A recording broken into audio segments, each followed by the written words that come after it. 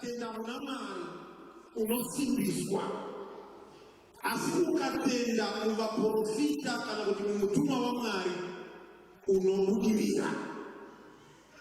Vana rugana uri vana right pano pana conditions maviri anoda kuti anotaura nezvawo panguva pfupi pamberi pamo. chekutanga ukatenda muna Mwari paunotendeuka uchiuya pamberi paJehovha. Chauchaita ndechekuti uchasimbiswa. Uchasimbiswa nokuti watenda muna Mwari, zita rako rava pamberi paMwari.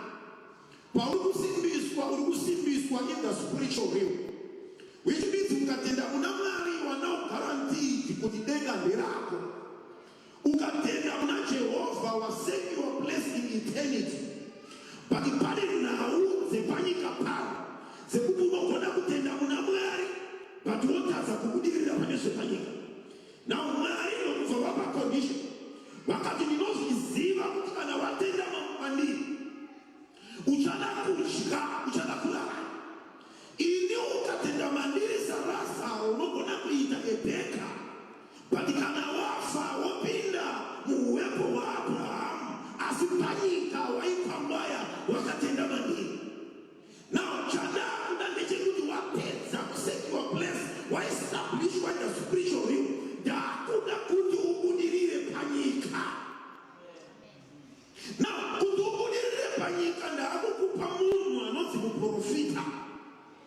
Ukatenda muprofita wandatu chirikazi, ukatenda muprofita ukamupa mafuta ekupedzisira nefulawa ekupedzisira uchawa nezvizhinji.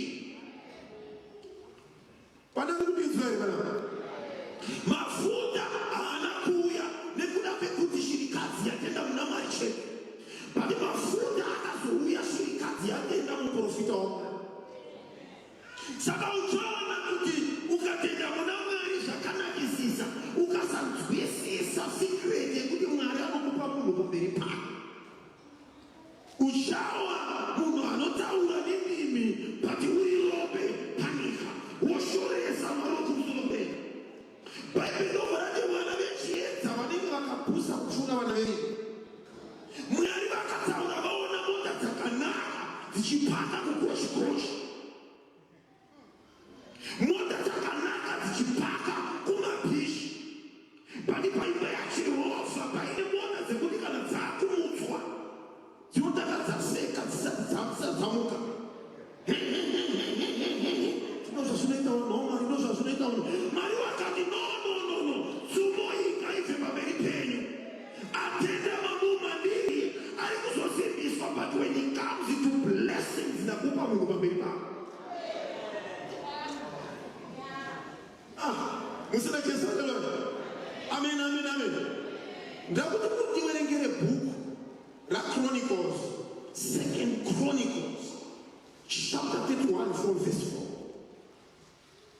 2nd Chronicles, chapter 31 from verse 4. He ordered the people living in Jerusalem, give the portion due to the priests and Levites, so they could devote themselves to the law of the Lord. As soon as the order went out, the Israelites generously gave the first fruits of their grain, new wine, olive oil, and honey, and all that the fields produced. They brought a great amount, a tithe of everything. The people of Israel and Judah, who lived in the towns of Judah, also brought a tithe of their heads and flocks, and a tithe of the holy things dedicated to the Lord, their God, and they piled them in heaps. They began doing this in the 3rd month, and finished in the 7th month. When Hezekiah and his officials came and saw the heaps, they praised the Lord and blessed his people Israel. Hezekiah asked the priests and Levites about the heaps, and Azariah the chief priest from the family of Zadok answered, since the people began to bring their contributions to the temple of the Lord, we have had enough to eat and plenty to spare, because the Lord has blessed his people, and his great amount is left over.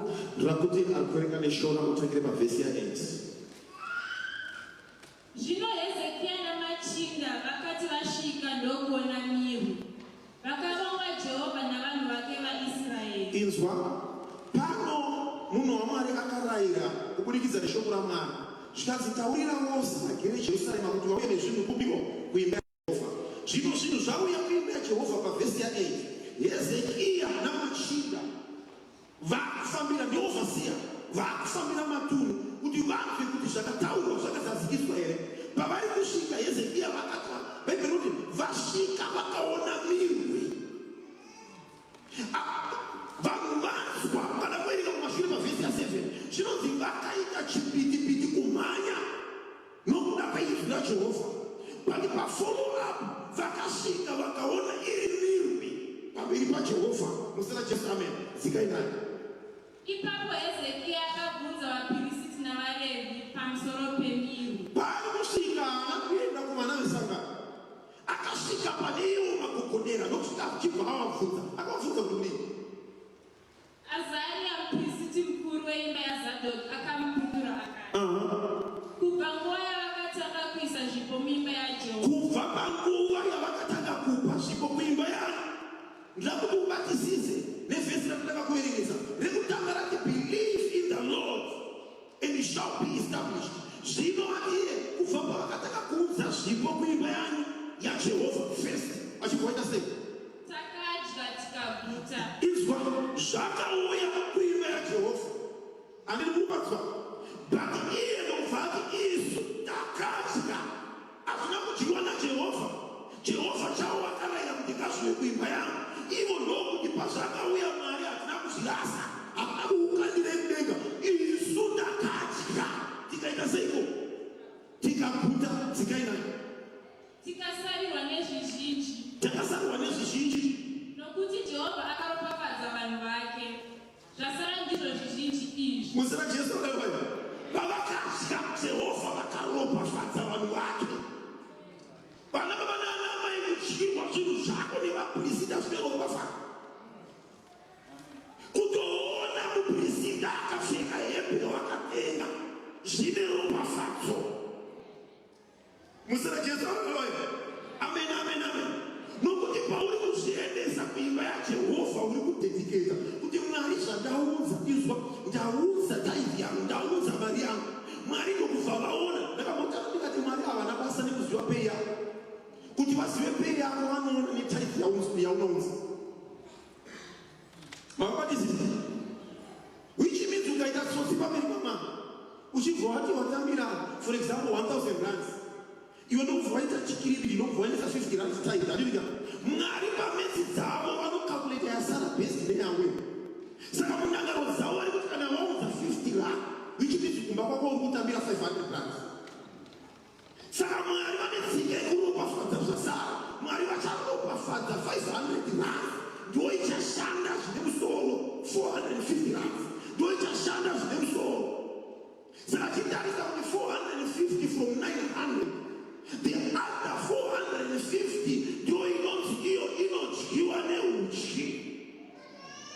Why? Because Mwari vari kuti ndinoropafadza nekuchengetedza 90% yeyauya. Pananenderona Mwari wakumusoro kudenga ngawakuitire zvakanaka. Musina Jesu haleluya.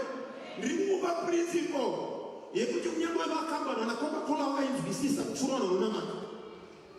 Ukada kuteera nhoroondo yavonzi vaibvisa chekumi. Iwe pauri ipapo ukatendeka paimba yaJehovha, God is going to bless you.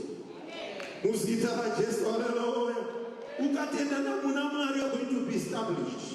But ukatenda muvapurofita vari kutitenda muvapurofita vafana nechikadziya yakauya ikandasara nezvishoma zvaziibe kurondidya ndokubva yadya muprofita ndokubva adya achipedza kudya zvinhu ndokubva zvawanzwa. Pane anene here pana wafanana nemukomana uya akambiri nehoumbiri nezvinhu zvakadai ndokubva apa kuna Jesu. Jesu wachipa Bhaibheri kuti pakazara left overs. If you give a portion to the present prophet of the Lord, you are going to prosper. Musina Jesu haleluya. Pane vandaparidzira here pana? Pane vandaparidzira here pana? Ndakuti Mwari wokumusoro kudenga vakuitire zvakanaka. Muverengi webhaibheri ndichipedzisa ndakuti musvike pamunondiverengera Bhaibheri from the book of Matthew chapter 6 verse 9. Maverenga Matthew chapter 6 verse 9 moenda kuna 1 Corinthians. Now we are now in New Testament. 1 Corinthians chapter 6 verse 19. Matthew 6 verse 9. Neteni Baba vedu vari kudenga. Baba vedu vari kudenga. Zita renyu ngariitwe dzvene. Ushe hwenyu ngaukuye. Kuda kwenyu ngakuitwe panyika sezvakunoitwa kudenga. Thy will be done on earth as it is in heaven. Let us go to the book of 1 Corinthians chapter, all right, 1 Corinthians chapter 6 verse 19. Hamuzivi here kuti mwiri wenyu itemberi yomweya mutsvene uri mukati menyu wamakapiwa naMwari, hausi wenyu. Thank you very much. Regainde shkepa no excuse away English no kakungwa yenu ungagara zvenyu pastomberere vasikana madzingudza vereka zvakanaka pamberi kuzita raJesu hana douya kana usina jealous zvikaponesa maoko pamwe chete mweya wejealous ngauromodze kukubata kufarira hama dzaveru neevhangeri. Thank you very much. Mr. Jesus, amen. This is now my second segment of my sermon. Yandri kupa msoro shoko zakare, but chapata nekutanga wekuti an established temple. Dokuze munarepecho ni wekuti an established temple. An established temple. Papa tataura na wekuti ukatenda muna Jehovah, are going to be established or upheld. Ukatenda muvapurofita wa Jehovah, are going to prosper. Mr. Jesus, amen. Now, an established temple. From the book of Matthew chapter 6 verse 9, from the book of 1 Corinthians chapter 6 verse 19, kuti mwiviri yenyu itemberi yaJehovha uri mukati menyu wamakapiwa naMwari. Mr. Jesus, amen. Mubvunzo uri kuuya ene ndiri kufunga kuti pari kutaurwa nhau iyi Paulo achitora tsamba kuvaKorinde ari kutaura iye achiita seari kuyeuchidza kuti mararamiro enyu amurimiita nemabatiro enyu hamuzivi here kuti mwiri yenyu itemberi yaJehovha. Vanadini vanaro zvakafanana munhu wamwari nemwana wapresident.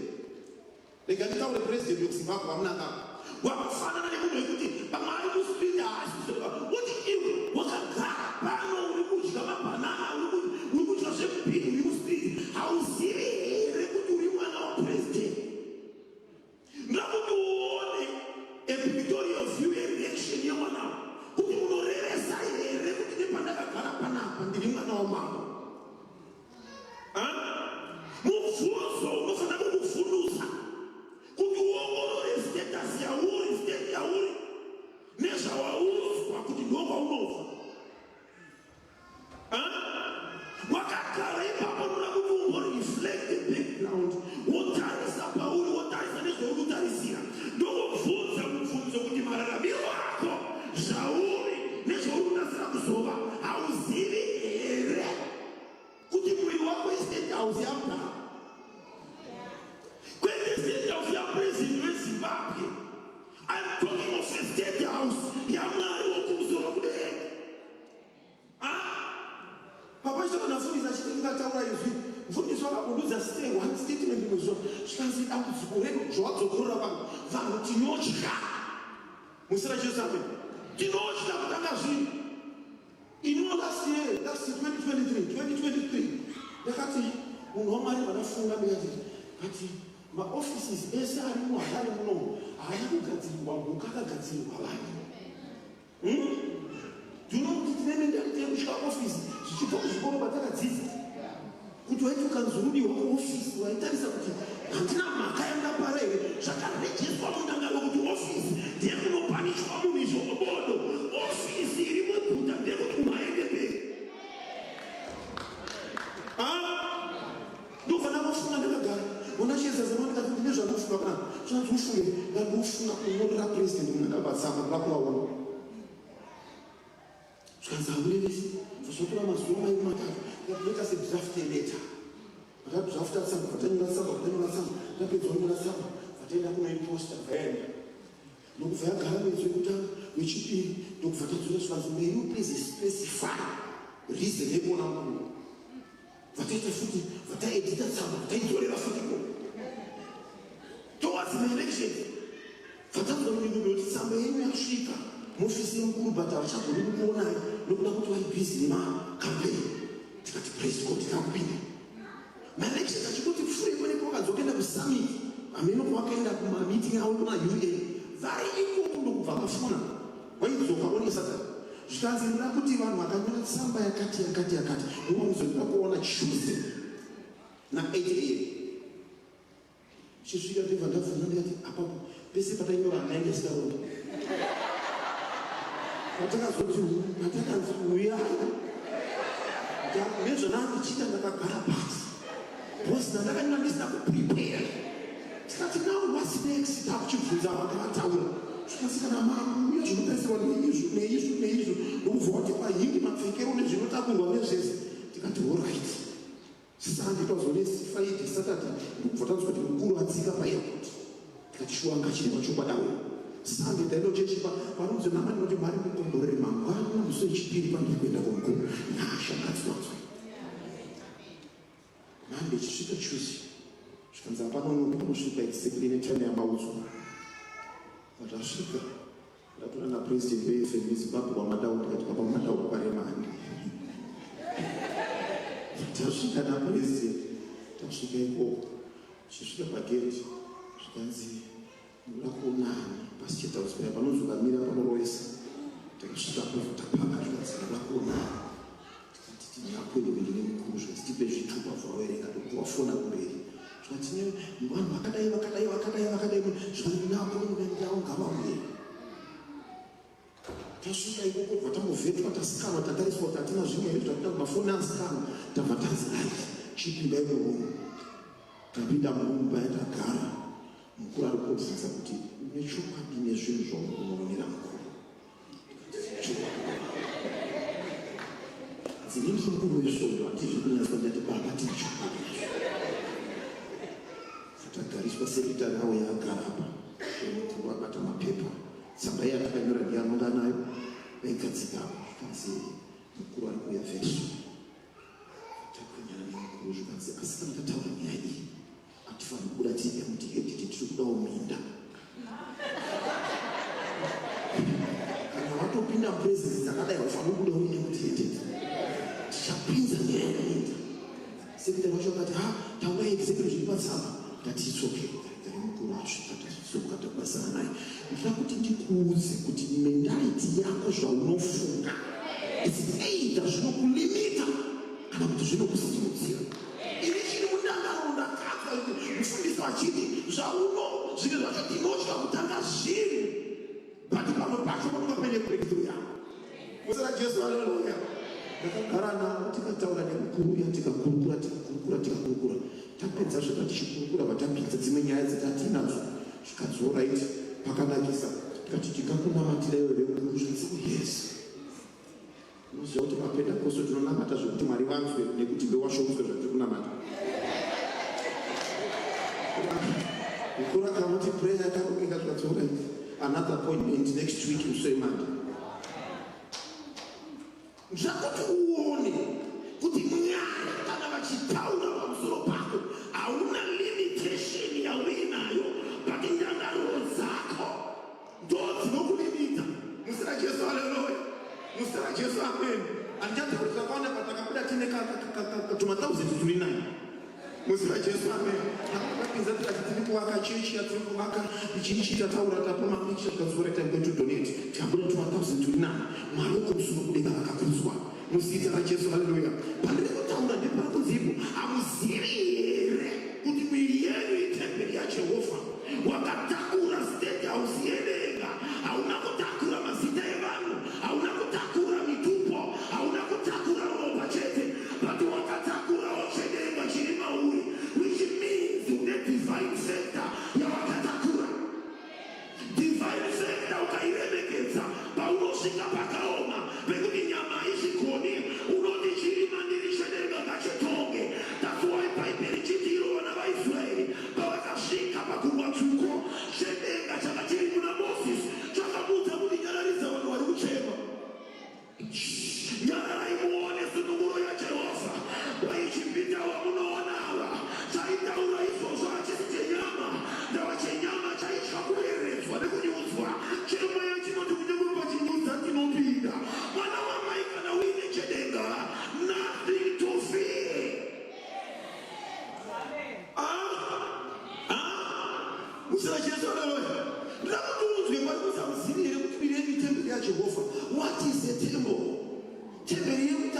tabernacle yakangureje yanga yakagadzirwa chiri chakaita chishedzi pachanga chinenzi outer court ndokubva wabuda mu-outer court ubva wapinda mu-inner court wabva mu-inner court ubva wapinda mu-hall of holies. Mwari vanoaizere vachiyamuka vapinda mukena zvinonzi right chamaifamba nacho chitabhenekeri chivakai iri imba yangu turu Solomon. Temberi yobva yavakwa ine outer court, inner court, ne-hall of holies. That's the temple. But ndeyekutanga jesu pavari kuuya vachifamba muchinjikwa pavari kumuka vari kuti ndandagare muimba yakagadzirwa nemaoko evanhu but ndakoshinja pandinogara ndakugara pamwoyo peanoda. Temberi baba yekuti vaiti ukapindamo uine zviviwa ifiramo peyakadediketwa bhaibheri kuti purezensi yajehovha yakazara the whole house. Maigara Mwari. Now Mwari akugara mauri. May the glory of God overshadow your life in the name of Jesus Christ of Nazareth. Am I speaking to somebody in the house? May the glory of God envelop you in the name of Jesus Christ of Nazareth. Because the presence the residence, the presence of the Lord. You are the God is omnipresent everywhere. And that's the residence, the presence of the Lord. He is omnipresent factor. But the body knows the manifest the presence of the Lord. You go to Kana, Chicago, Kamuchiwati, Wamuka, and no manifest the Arabia Kanyara.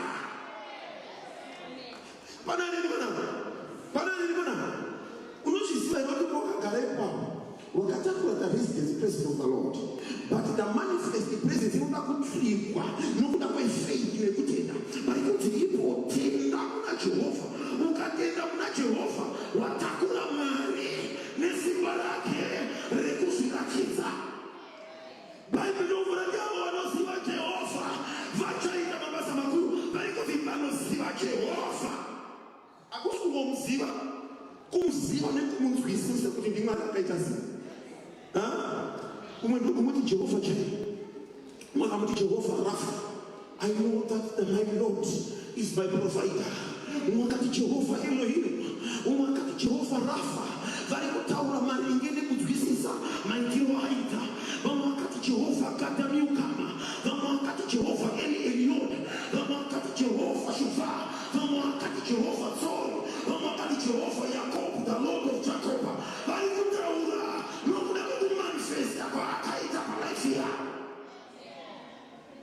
You are power in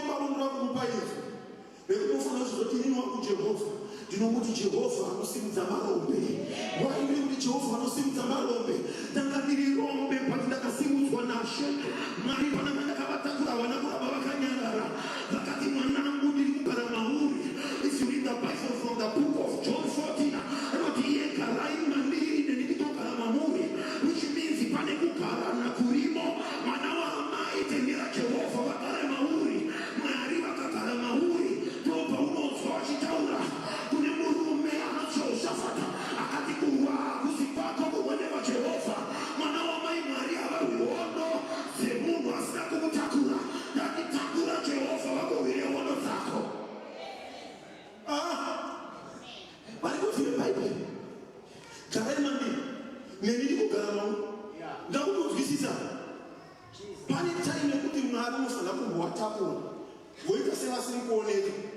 But why you go Nene Riposo. Rangaramuru, Mana Joseph, but they don't have Saramana, Bakatos, Banama, Snaziti, Zainama, Farawada Mura, when I reach Pitamari, Yamas, when I come away. Vatakura Mario, Sana, you shoot your woman, you might be a woman, is one I have supporter, I was illegal, but I put this on my period, Mari, I put this one eye. But you for my Ayamuka, but you might know I'm not talking about Mary now. Why me up here, Apana? She doesn't make each other from Takura Chip, and I know she foods. Did you ever know that Mary was not for a while? Your wife of the Maria Chinghetto, but I knew I could do Mary, quick to Mary, but I couldn't. But I'm not sure if she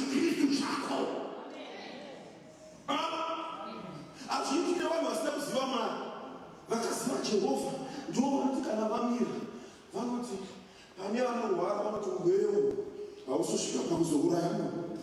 Wai ari kuti ndinekondinambofamba naye akandirakidza kuti wese anorwara asi ese anofa aunenere musoro. Enobvunza murume anonzi David anoti nenguva ndandakanyarara zvangu ndiri kumakwai. Pandiri kumakwai ndakanyarara ndaiti ndikaona shumba ndaivhambura bati pari kuvharura shumba ari kusango pari kuzosangana naGoriati ari kuti ndiani kumufilistiya asina kudzingiswa. Ndiri kumakwai ndiri kusango kunde ndikasangana nebere ndaivhambura wichiti pane time yekuti Mwari vanombokuratidza managets ekunaka kwavo kuti kana wasvika papublic vanhu vachiti pano hakusisina vekuenda unofana kunyaradza dzinza rese woti vana vavanana amai ararai mugoni mekana yekutaura ndine pandakadzidziswa kukutapota kuti nyaya iyi haina kwainoenda tira kudhikleya presence yaJehovha nazita raJesu.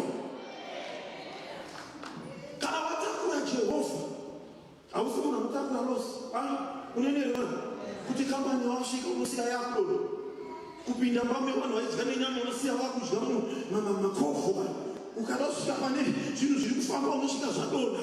No, kana arrested present yamudhara manifest present yamudhara pese pawasvika zvinhu ngazviendeka ukatendere mwana waMwari vanhu ngava vachikudzinga basa vachikuitika muendesawo kambani yabroka. Why? Because une blessing neropafadzo pauri. Ena unobvunza murume anonzi Joseph pese paita akasvika isiya munhu ane profita paakasvika mumaoko emadzikoma vati tamukana mugoma. Rubheni mukoma akati ngatisamuurai ngatimusiyane kusvika maishimairi aisa kupfuura zvikanzi uyu munhu maishimairi aisa akati tipei zvedu munhu. Vana Rubheni vakati tinokupai avo akati hatisi hatigoni kutora tisina kukupa imana ndakukusiyira imana motipa munhu pana rumizo kana which means parikupinda mumaoko mana Rubheni vakusaka vatore chibhanzi. Munhu ane presence yaJehovha arikusvika mumaoko memadzikoma vachimufudza mumaoko emaishmaelites vari kusaka vakomana vachiverengerana mari nokuti apfuura pakati pavo ane ropafadzo. Let me declare upon your life pese paunofamba siya vanhu vachiverenga cash pese paunopinda siya vanhu vachifara iwa ropafadzo. Bhaibheri rinoti iro Abrahama ndakukuropafadza but the blessing yandakukupa nekuti you are going also to be a blessing to the nation. Pane level yekuva blessed nelevel yekuva a blessing. Pana kudizwa ivana kana uri blessed unofana kugraduate or a blessing to others. Ukaboni ndakaropafadzwa pasina ari kudya ropafadzwa pauri it's not a blessing but it's a curse. Ale blessing anofana kublessa iyo baba level yekuva blessed or a blessing to the family. Siya vanhu vachizoverenga vachibva kumanda yanga asikukomaniki kuneni vanhu siya vanhu vachiti vanga vasiritetenheki tingadai tisina kusvika vaingaposwa nangu a blessing. Even muchechi remember paya Jesu kuona kufura pamuonde vari kuona muonde wakasvibira vakaona zvibereko kunokusvibira kwenyu kwamunoita tisikaoni zvibereko muimba yaJehovha kunotukisa.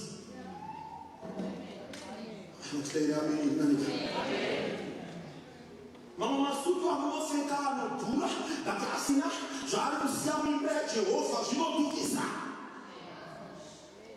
Mota yaunodhiraivha wabati isina zvaikudonhedzera pamberi paMwari inotukisa. Kana waropafadzwa be a blessing to the church, be a blessing before the Lord. Hallelujah. Musira Jesu hallelujah. Izwa Joseph alifamba. Bhayibheri Joseph achibva mumaoko machina vanosvika vati ano mufesto watiinaye uno anonzi Joseph utatora Israel Judah hazviri tigare naye maishmaelites vanhu vaitengesa vaifamba vachitenda nokutengesa zvikanzi bati muzoti mufesto tikaenda naye tikanokutengesa kuna Potifari tosara nemari bezvi which means vanotokoleta mari yavasiya kumadzikoma. Alright, kana vanga vasiya 100 grants kumadzikoma hapana pavaitengesa Joseph 100 grants vanobva ndingatotutsereka $50 katengese mfesto ne150 tisare ne50 unene reposto pausvika vachimutengesa kuna Potifari arikusvika achifara iwo vakoma vachisara vachiverenga chibhanzi. Mwana wamai is impossible kuti kana Mwari vatakura presence yamudhara wainestablish the temple of the Lord vatakura presence yaMwari. My daughter nyasha ngatikutere paunoenda chaunotanga ngachibudirire, chaunobata ngachiendeke, chaunofunga ngachibatike. Nezita raJesu Kristu weNazareta ndikudzikilia pano semwana waJehovha, chese chavabata gore rino ngachiendeke sekunoestablishwa pamberi pamutara. In the name of Jesus, tiri kuramba marombe palotepota, tiri kuti Jehovha ngavaropafadze.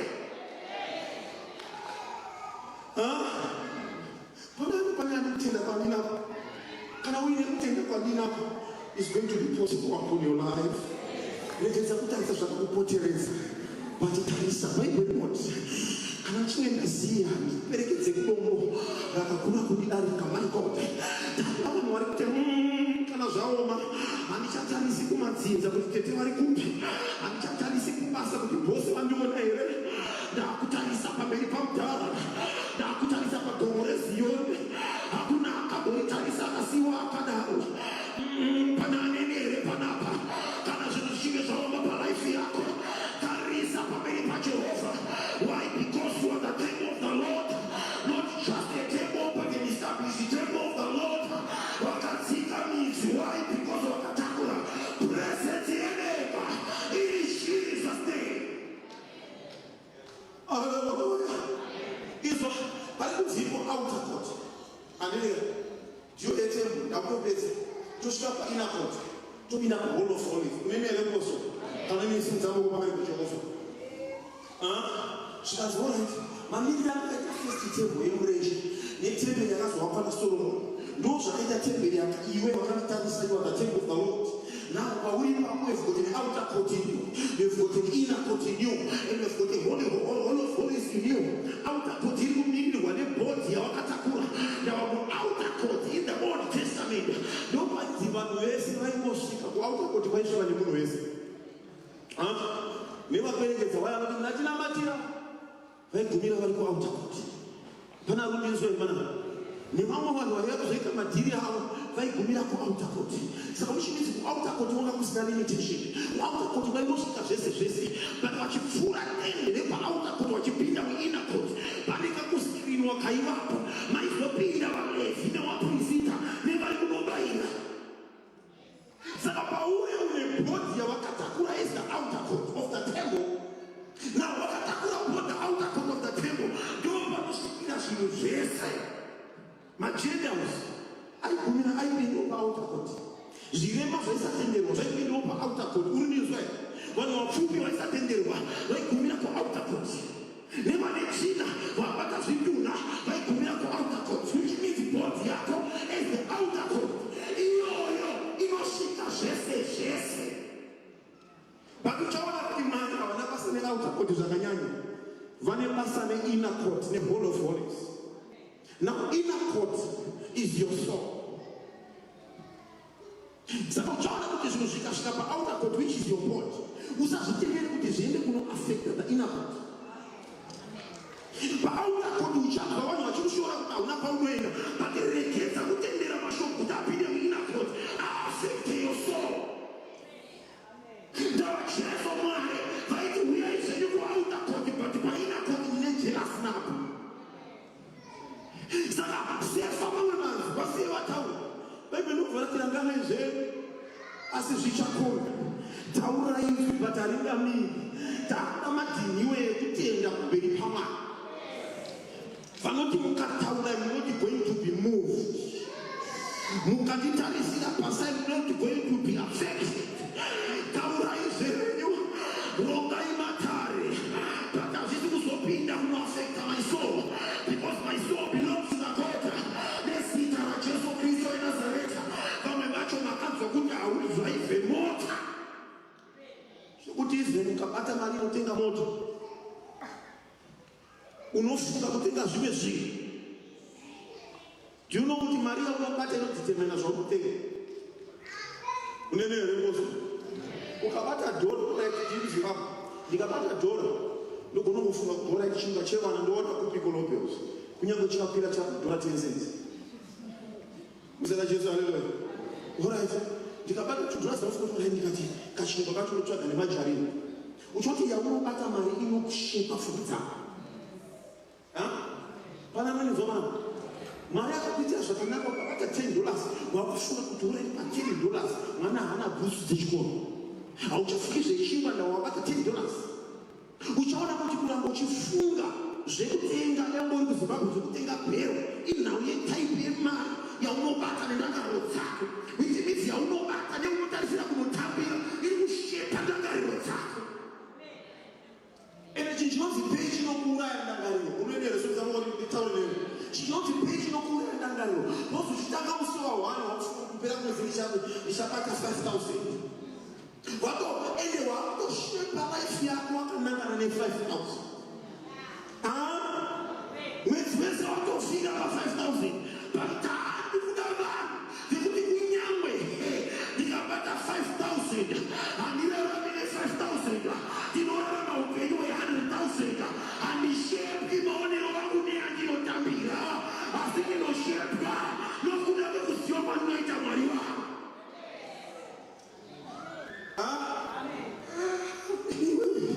Uneni mwana wamai uchipinda somukase uchibvunza mota inodhura kuti iri kuita mari kana uine shamwari yako yaubvunza kuti une mari kuti une 100 nadinomo kuti une 100 vanokubvunza zvemota ikukosa 100,000 urikufungiri kuti 100,000 ndo yevanhu but 100 rand ndo yevanhu but 100,000 yamda. Which means hatirarami nemari yatinobata, tinorarama nenobva kuna Jehovha. Hatirongi upenyu neyatinobata. Why? Because faith iri mauri inosvika zviri mumweya kuzviwe. Satani paakauya achiintrodusa salary akada kudzima chinonzi faith chekuti wakagara faith inovharwa nezvinooneka. But the Bible says hatirarami nezvinooneka.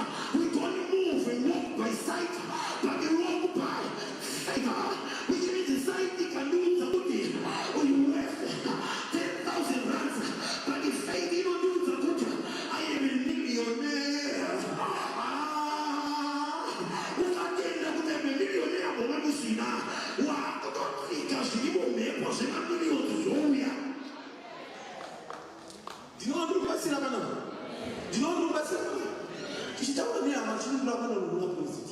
Vanokuna president kunosvika nemaminista, kufuna president kunosvika nemadiplomas, kunosvika nevanhu. Ndozvaurikutaura. But my God, nothing is possible. Nothing is impossible. But with my God, everything is possible. Amen. Amen. Ndinonambuka sasho. Ndikadzoka kuZimbabwe ndinosiya muno muevangeli. Ndine wandabatsira. Akuchinjwa mafungiro. May God bless your family. May God bless your life. Why? Because you carry the presence of the Lord.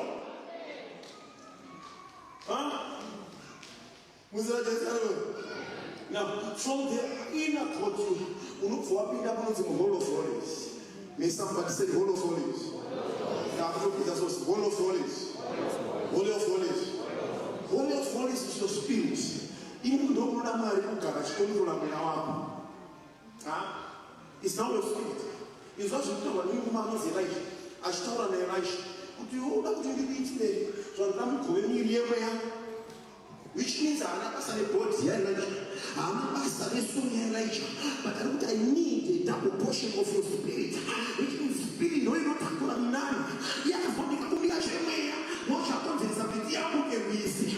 You're going to be what happens is that the motor get back home. We are not control, not tackle at the presence of the Lord.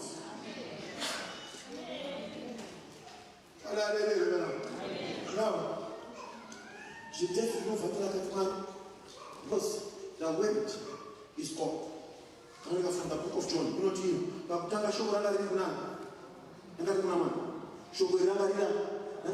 now, David look at which means I'm talking about the word is God was in Marisho. Why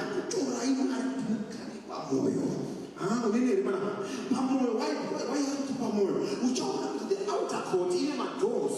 I know places you need to sow into the spirit. We have got a gate, you know, the eyes. Shall no one as not in the should not affect your soul in the spirit. Marina shall no one as one is one. Marina shall not tell us at one is one. She will shape your inner man.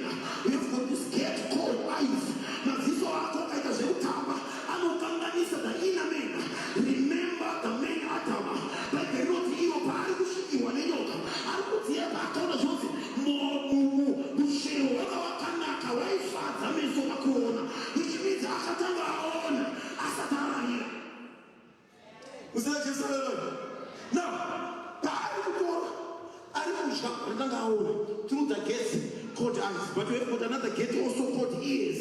Zvaunonzwa sekutora vanaita zvinoshepa the inner man. Paunotiwa kuna kwatinoenda isusu here kudriva mota papachina mufundisi yakutora license, inini here kutora license, inini here kuzi ndaaneimba mwana wamai hasi kutangira pauri une zvawakanzwa kuti vanoona dzimba muSouth Africa malevhe wanu avo zvawakanzwa zviri kukuafekta kusvika pauri ipapo. Ndine mutendere pana zvawakanzwa ndo zvakakushepa pauri ipapo. Izvi zvinopinda nenzeve, zvinopinda nemaziso, zvinoafekta the spirit man in you. Amen, amen. We've got also another gate called feeling. Zvaunobata zvinoshepa munhu ari mukati. Mwari ukurenga kwakuitire zvakanaka. Ndakataura tere kutanga ndikati zvikupoteredze nevanhu munotaura zviri positive palife yako.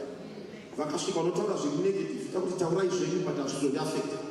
Pana anondinzwa here pana? Pana anondinzwa here pana? Bofu parakadznyarara richichedzera patinias aive kuti zvakatinyarara urakati mandiudza kunyarara but chiri mandiri chiriudza kuti meso wako wauya. Vanhu vanokunyangaridza, vanhu vanokutsonora, pakiteerera munhu ari mukati ari kukuudza kuti no, ava vari kutaura ava vari kukukanganisa breakthrough yako.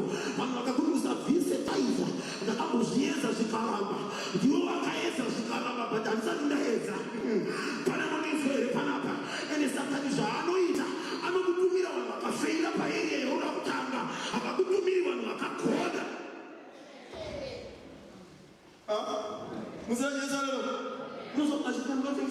Madomasi tinosati kambozviedza, ndakati ndichitanga business nemadomasi kombi ameno zvakaita chizivirwa nemapurisa, madomasi sevhatiwana ndakambozviedza zvakaramba ndini makadonirwa nemadomasi ari pakeria yekombi but nangu asi kuzodona. Ndakanditangawo pangu pacha, handishepi life yangu nekukundikana pako, tinoshepa nokuda kwekuti Mwari ataura mandiri. Futi ndakataura dzimwe hama tiuchechi ndikati ndiuno ndakati kana uchiita basa rekutenga nekutengesa ukabvunzwa Mwari kumusha itase nakidza kuti munhu wakatakura Mwari kuti mazuva munokuita nezvei, rega kuzvitarisira pasi zvinhu uchitengesa madomasi nemaonyedzi chakuzvituta nezvei uchitengesa unongoti mazuva ano chinokuitawo zvekuita wakamahomati haunototendei kuta iwe unotengesa mazuva ano zvinokuitawo kana wana pepo ndozvatingoitawo mazuva ano.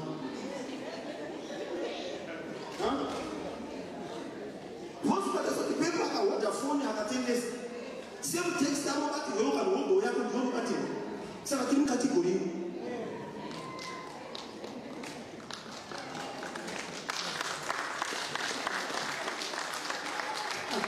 kunika yeye yakatorejesa kuti iwe category watimira yapa kwingi line iyo wana pepo nungo ari kuperi kuti muse mu category tese tiri kutengesa pati zvakula unishepe ndana rozango kuti ndiri mashure kudara pepo kana rozda rako pati ndiri kutero ikoko wai nina Mwari wadakatakura. Ndikauliza kuti ndoma utakura vana Jesu wanachitakura vana ndikuita zvini ndotakura vana ndikatiwa kabvunza kuti kamwe mazuva kuti zvekuti azvingeti kana tisipitira zino zvazviri mazuva but mazuva ndi specialize in scholars. You are registering something in your mind in the spiritual realm. Kuti handisi kuperera pano, I am going somewhere in the name of Jesus. Tinanotenda here pano takuna machampions anosimudzwa parutaputa akatakura presence yamudhara kana waestablishwa namudhara urangarira waprofita wake uropafadzwa.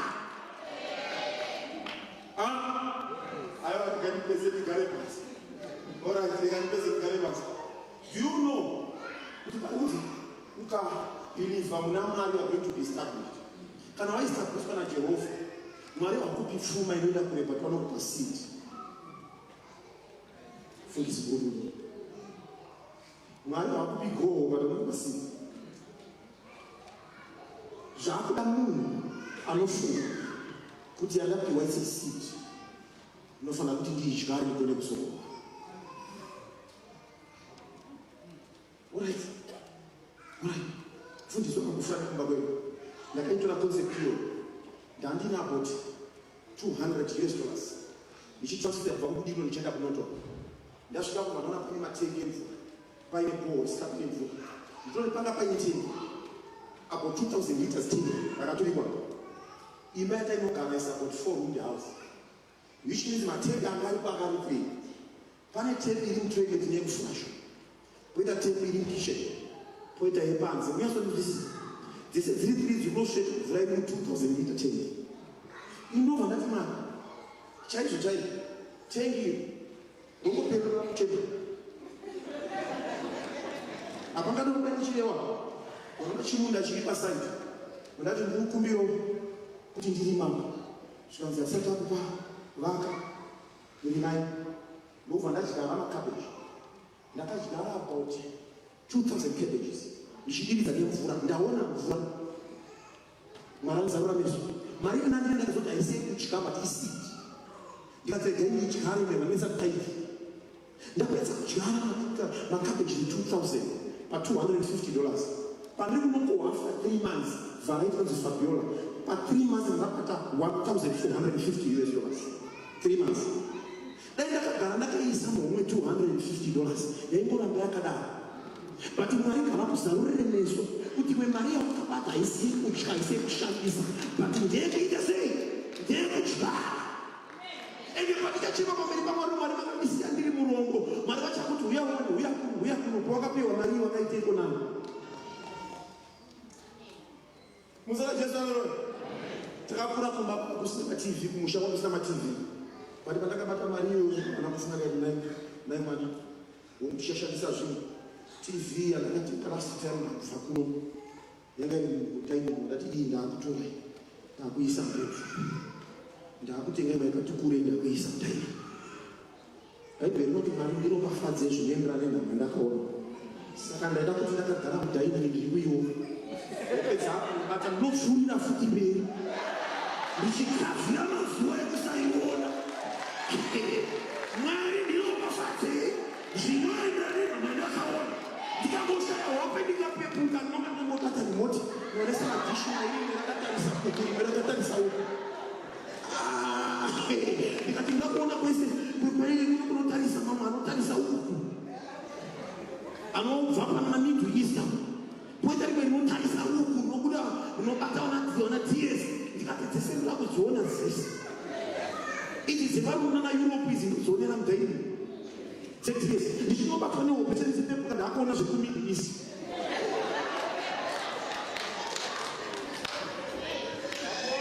pamwe pacho zarurwa meso nakugara pananenere panapa kuona kufunga kuti yavabata haisiye kudya bhaibheri inotaura kuna muparisi chimwe nachimwe chine nguva yacho